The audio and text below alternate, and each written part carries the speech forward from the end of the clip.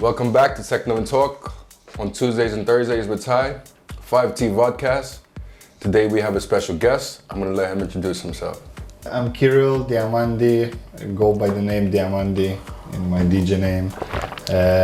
Live in Stockholm for 6 years. Okay.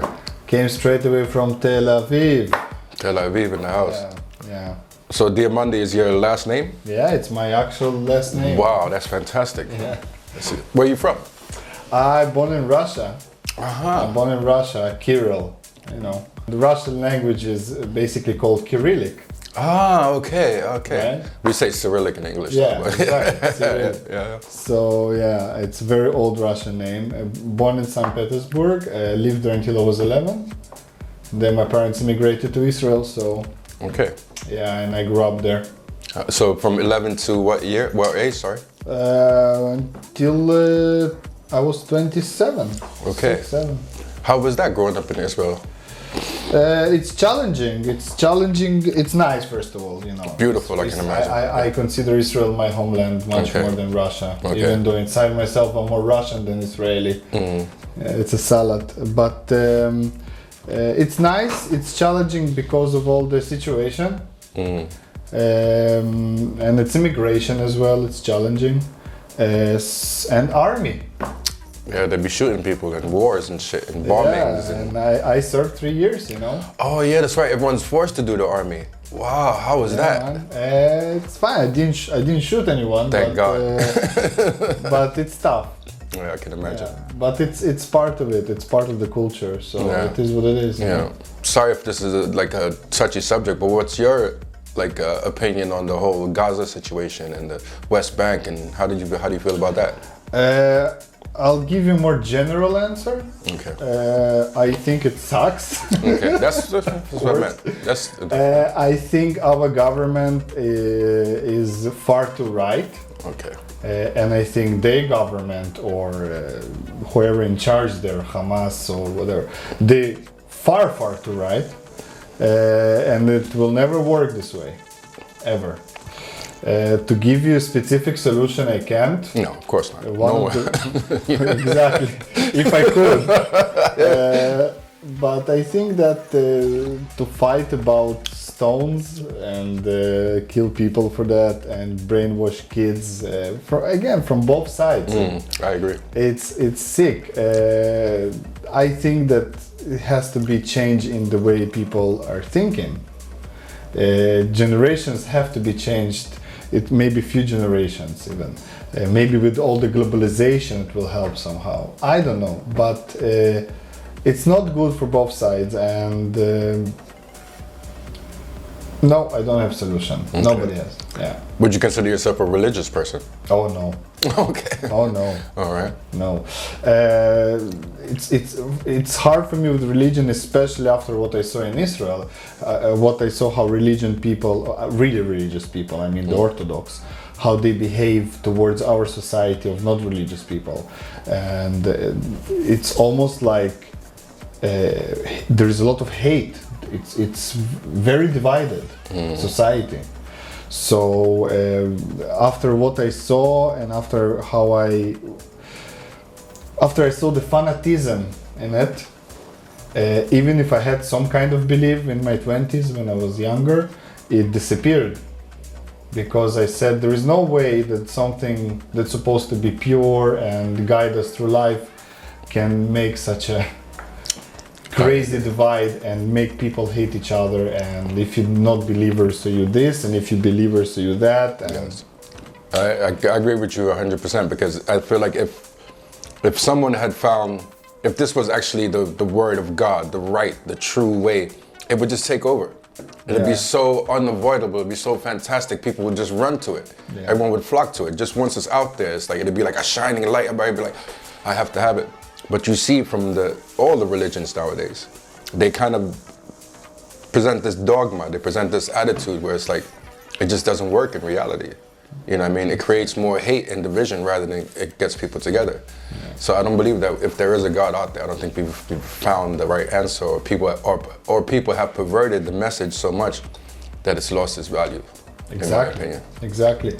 In my opinion, also, it's the biggest tool of control Completely. And politics. Yes. You know, I'm thinking about it like this: if 1,000 years ago, for example, you wanna get updated about what's happening in another village, or in your own with your king that you never saw in your life, you go to the church or synagogue or mosque or whatever, and there you get your news, right? Exactly. And then they tell you, oh, you should bring us also some sheep and we can kill it here. And, yeah, it's sheep, it's food. Exactly. I guess sheep was expensive ones because it's wool and meat and milk. And exactly. So it's just a form of politics and control. I agree. Yeah. Straight my opinion, if you're a believer, great for you. No hate, people. We're not trying to offend nobody, we're just trying to express our opinions.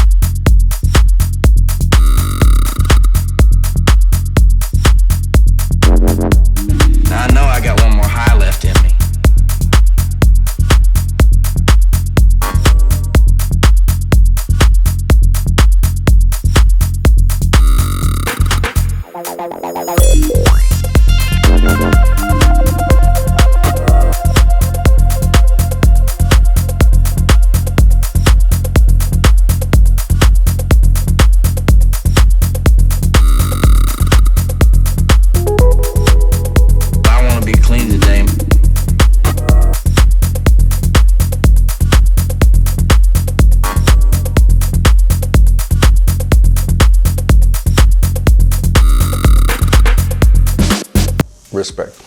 But so we get into the music then. I don't think no one's gonna get offended by that.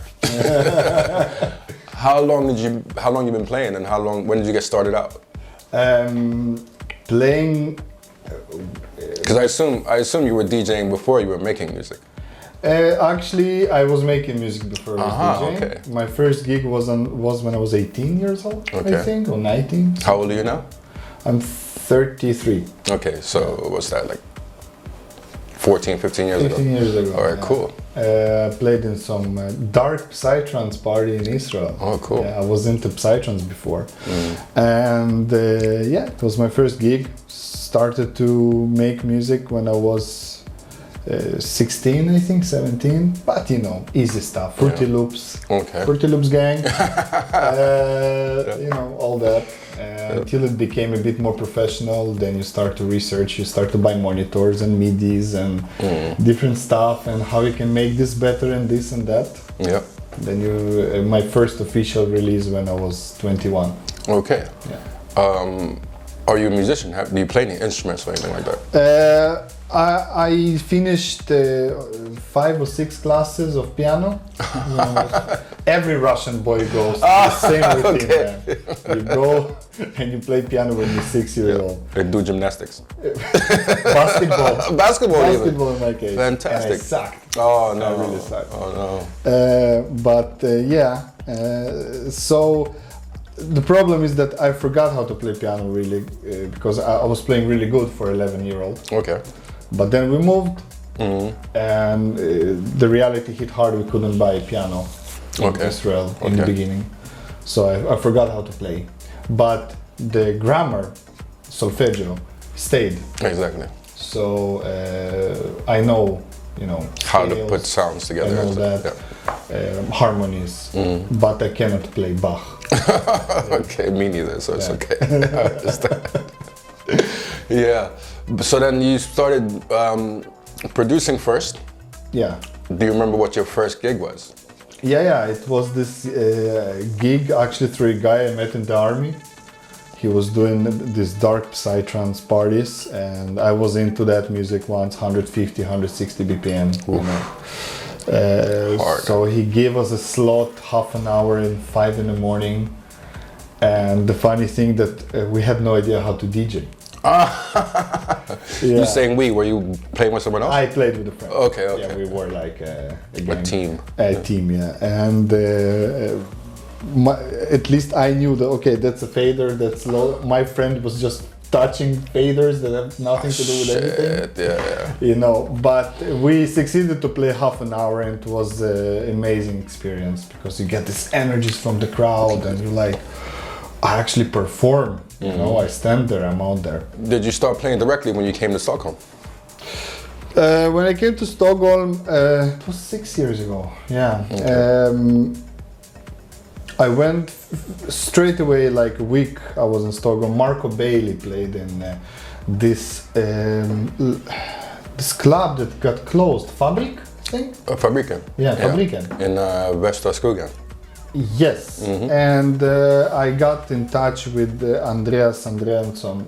No, yeah, Andreas from 420. Oh yeah. Yeah, and he fixed me to enter for free because I sent him my music. I'm like, I'm new in Stockholm. So I went to this party and I met the local scene. And then somehow I rolled into meeting the infamous Anthony Drone. Oh, okay, that dude, yeah. Yeah, and then he booked me for a bunch of his parties and then rolled from there. You're signed to a bunch of different record labels, or you release music on different labels. Which labels do you work with? Mainly Digital Structures, Okay. which is my stable. Okay. And I really enjoy working there because of the owner, Juli Verstadt, who is a huge name in Psytrance scene. Okay. But the thing with him that he have a huge name in Psytrance scene, but he's hooked on techno or minimal or progressive house, or psytech, all of this weird, not fitting music to any genre. And he's been my mentor for around 8 years, I think. Okay. Yeah, so I'm very lucky that I work with him. And that's the main label I work with. As well, Technosis Records from Canada, Ben, what's up? Undergroove Music from Mexico, bunch of other labels as well. Iboga, of course.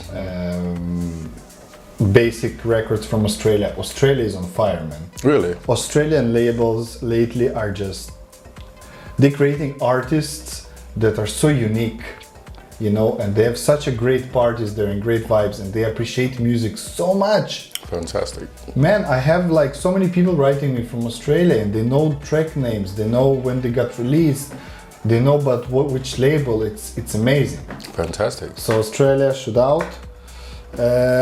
So that's the labels, and I owned the label once, until half a year ago. Okay. But now I finished with it, Friday Lights Music. I was releasing there as well. Okay. But now I'm more focusing on my music and not only releasing other people's stuff.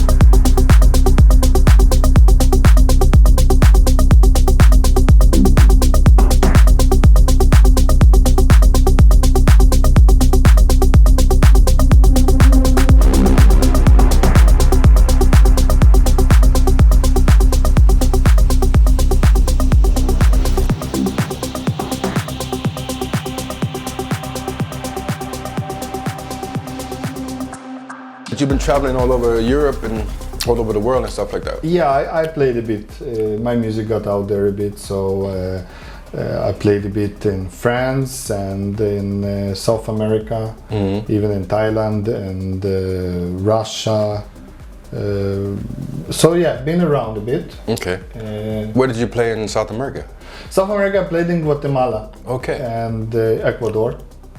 And Guatemala, I have a crew there that are my bros. Carlos, what's up?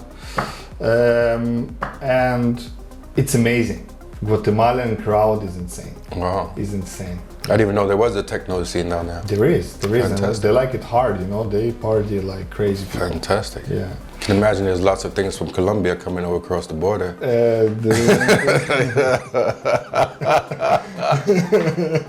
Want to have a good time? Come Tacos, to Guatemala. tacos. Yeah, of course. We're talking about tacos. What else could we be talking about? There's lots of good tacos in Guatemala. Yeah. Well, that's fantastic. So Guatemala, would you say France, Russia? Norway. Fantastic. Israel, of course. Yeah, it's fun. Yeah. Amsterdam. But what's it like now with the corona? I'm sure it's affected you. It's like nothing going on. Sucks. Yeah. It sucks. It sucks hard because I actually got releases that were really strong and the interest went highly up. So I had the Mexico, US, Guatemala tour planned. Okay. And it got cancelled. Of course. First moved, then cancelled. It sucks. My last international gig was a year ago in Oslo. And it was amazing. And that's it. I cannot fly anywhere. Yeah, exactly. Yeah. Are you making more music now, or are you just More than ever, actually. fantastic? Yeah, because you gotta put this energy somewhere. Exactly. I'm this kind of person that I produce only when I'm emotionally charged. You know, if I feel bad, I hit the studio. If I feel good, I hit the studio. If I have just a mellow day, lagon, I don't hit it. Nothing good will happen there. Okay. Because I was talking to like Ossian, and he was saying that he thought it would also be like that. Okay, now, you know, I got all this time, I'm not playing all these gigs. He thought that he would be able to go to the studio more. But what he found is like there's no motivation. You know what I mean? Just because everything's kind of mellow, no one's doing anything, it's hard to find that motivation to go down. Because he was like, yeah, when he doesn't, even though his music is dark and heavy, he can't produce when he feels dark or and heavy. He feels only when he feels good that he can produce tracks. Ocean is one of the people I really appreciate in our scene because I like when people try to do new stuff. And you know, he have everything from, he can play everything, this guy. From weird minimal when he talking into the headphone and doing this effects with the mixer to weird dark kind of rocky things. I love it. I love that he have many sides. Variety is always key. Yeah, definitely. but for me, you know, I always gonna hit the studio. Like, okay, I can take a break for a month or two, which happened to me when I was not depressed, but you know, all the situation influencing me, you know, this corona shit. And still, like after 1-2 months, I'm like, okay, I gotta hit the studio. I gotta do something. Yeah.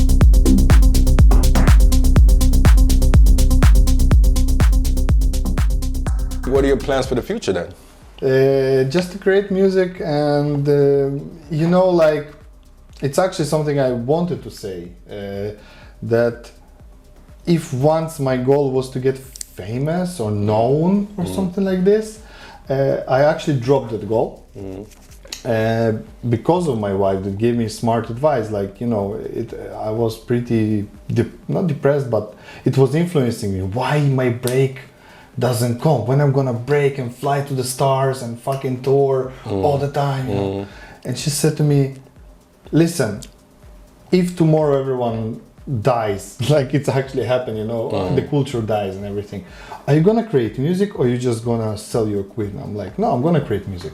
So just do what you do and that's it. And if it will come, great. If it not come, fuck it, you know? Exactly. So my goal is just to continue create. If I get gigs, if it flows, if stuff happening, great. I'm gonna push towards it as well. If not, I'm just gonna continue make content, you know. Is there any specific thing that you want to say, any message that you want to put out to the people, any kind of vibe that you want to spread specifically?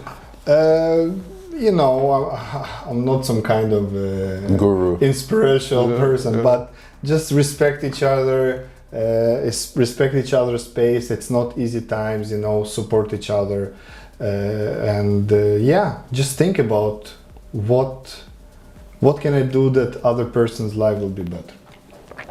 All right, that was the 5T podcast for this week with Karol Diamandy. Hope you guys enjoyed it. Stay tuned for some more, or check out next week, or whatever it may be. 5T, Techno and Talk on Tuesdays and Thursdays with Ty. Peace, mother lovers.